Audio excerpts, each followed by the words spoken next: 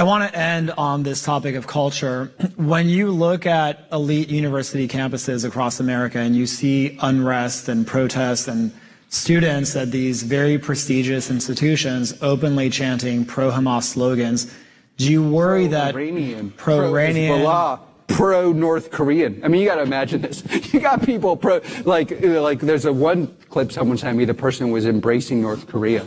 It's like, great. I mean, we really should have a philanthropy to send. We're going to do an exchange program. Exchange programs sponsored by Karp. A little couple months in North Korea and a nice tasting flavored bark. See how you feel about that? Do you worry that our culture is going sideways and in the wrong direction in some way?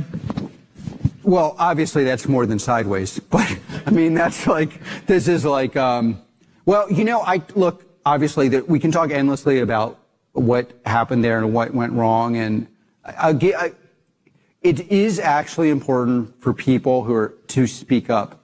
If you want to kind of like try to understand what's going on there, it's very hard. It's actually very hard. And I do think there's a weird way in which if you veer from basic tenets of liberalism too far left, right, or in this case, it's kind of like a Heideggerian form of Marxism, you regress to basically the ideology of our ancestors about 1,000 years ago, which is what I think is actually happening there.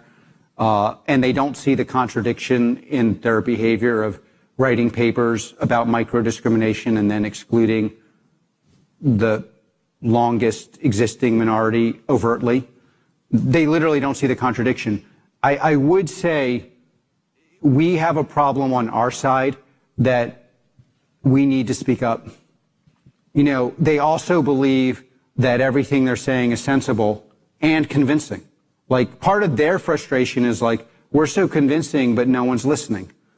But on our side, we have to explain to them how idiotic and non-convincing this is. And we need to do it in public. And so, you know, I would say it's game time for if you agree with what I'm saying, it's game time for you.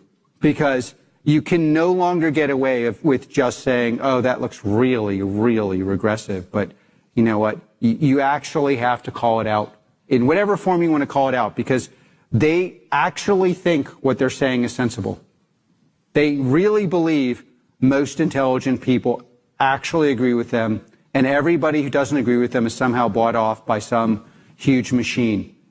And while we may know that's idiotic, very few people are actually saying, hey, this is crazy and we're going to fight against it.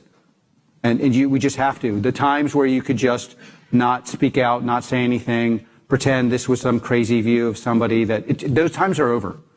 If you want this to stop, you have to actually begin to be more vocal. Inside your company, outside your company, and in whatever form you kind of can make yourself feel comfortable with.